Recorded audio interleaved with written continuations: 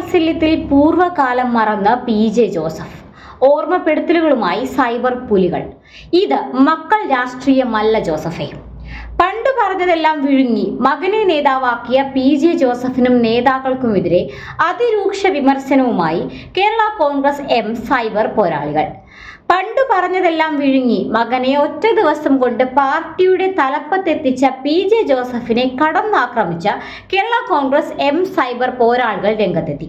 Jose K Mani പാർട്ടിയിലേക്ക് എത്തിയപ്പോൾ നടത്തിയ കടന്നാക്രമണങ്ങളെയും വിമർശനങ്ങളെയും ജോസഫ് അപ്പാടെ വിഴുങ്ങിയാണ് ഇപ്പോൾ സ്വന്തം മകനെ പാർട്ടി നേതൃത്വത്തിൽ എത്തിക്കുന്നതെന്ന അതിരൂക്ഷ വിമർശനമാണ് ഇപ്പോൾ സൈബർ ഇടങ്ങളിൽ ഉയരുന്നത്. PJ ജോസഫിനെയും അതുപോലെ തന്നെ ജോസഫ് വിഭാഗത്തിലെ നേതാക്കളെയും ചോദ്യശരങ്ങൾ ഉയർത്തി വിമർശിക്കുകയാണിപ്പോൾ സൈബർ ഇടം.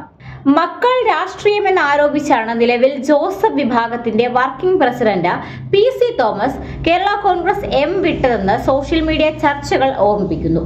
നിലവിൽ അപ്പു ജോസഫ് നേതൃനിരയിലേക്ക് എത്തുമ്പോൾ ആദ്യം കൈകൊടുത്ത് സ്വീകരിച്ചത് PC തോമസ് ആണെന്നും ചൂണ്ടിക്കാണിക്കുന്നു. 5 വർഷം മുൻപ്, അതായത് കേരള കോൺഗ്രസുകളുടെ അവസാന പിളർപ്പിന് ശേഷം മാത്രമാണ് അപ്പു ജോൺ ജോസഫ് പാർട്ടിയിൽ മെമ്പർഷിപ്പ് എടുക്കുന്നത്. ഈ 5 വർഷം കൊണ്ട് സ്വന്തം മകൻ അതിവേഗം പാർട്ടി നേതൃനിരയിലെത്തിയ ഈ സാഹചര്യത്തിൽ PJ ജോസഫിന് എന്താണ് പറയാനുള്ളതെന്നും ഇവർ ചോദിക്കുന്നു. വാസ്തവത്തിൽ ജോസഫ് ഗ്രൂപ്പിന്റെ ഒരു വാർഡ് സമ്മേളനം പോലും ഇദ്ദേഹം നടത്തിയിട്ടില്ലെന്നും ഇവർ പറയുന്നു. പുറപ്പുഴയിലെ ഒരു ബാങ്ക് ഇലക്ഷനിൽ പോലും മത്സരിക്കാത്ത ഇദ്ദേഹത്തെ കെട്ടിയിറക്കി തൊടുപുഴയിൽ പാർട്ടിക്ക് വേണ്ടി കുത്തുകല്ല് കയറ്റിയ നേതാക്കളെ അപമാനിക്കുകയല്ലേ ചെയ്തതെന്നും മാണി ഗ്രൂപ്പ് പോരാളികൾ ചോദിക്കുന്നു. കെ മാണിയുടെ മരണശേഷം ജോസ് കെ മാണിയെ അപമാനിച്ചു പറഞ്ഞ വാക്കുകൾ PJ ജോസഫിനെ ഓർമ്മിപ്പിക്കുകയാണ് കേരള കോൺഗ്രസ് എം സൈബർ പോരാളികൾ. അന്ന് ജോസ് കെ മാണിക്കെതിരെ ഉയർത്തിയ ആരോപണങ്ങൾ മകന്റെ കാര്യം എത്തിയപ്പോൾ മറന്നുപോയോ?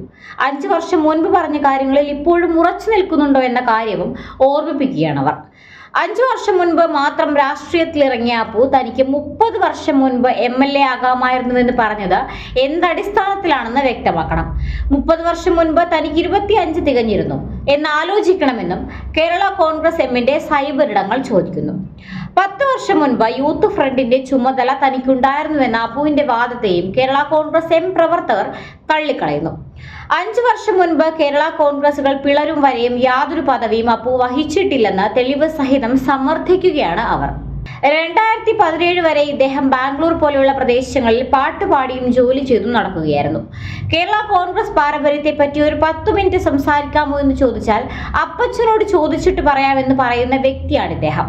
പശു വാഴ കൃഷിയുമായി നടന്ന ഇദ്ദേഹത്തിന് പാർട്ടി പാരമ്പര്യമില്ല എന്നും കേരള കോൺഗ്രസ് എം പോരാളികൾ പറയുന്നു. Monichan, MJ Jacob, Sheela Stephen തുടങ്ങിയ നേതാക്കൾക്ക് ഒരു വിലയും നൽകാതെ കെട്ടിയിറക്കുന്നത് എന്ത് രാഷ്ട്രീയമാണെന്നും ഇവർ ചോദിക്കുന്നു. എന്തായാലും മക്കൾ രാഷ്ട്രീയത്തിന്റെ കടുത്ത എതിരാളിയായ PJ ജോസഫ് തന്റെ മകനെ നേതാവാക്കിയതിൽ നിലപാട് വ്യക്തമാക്കണമെന്നും ഇവർ പറയുന്നുണ്ട്. വിവിധ ചാനലുകളിൽ വന്ന വാർത്തകളുടെ കമന്റ് ബോക്സുകൾ മുഴുവൻ അപ്പുവിനും ജോസഫിനും എതിരായ കമന്റുകൾ കൊണ്ട് നിറയുകയാണ്. എന്തായാലും പാർട്ടിയിലും കേരള രാഷ്ട്രീയത്തിലും ജോസഫും അപ്പുവും നേരിടാൻ പോകുന്നത് സമാനതകളില്ലാത്ത വെല്ലുവിളികളായിരിക്കാം എന്ന കാര്യത്തിൽ യാതൊരു തർക്കവുമില്ല.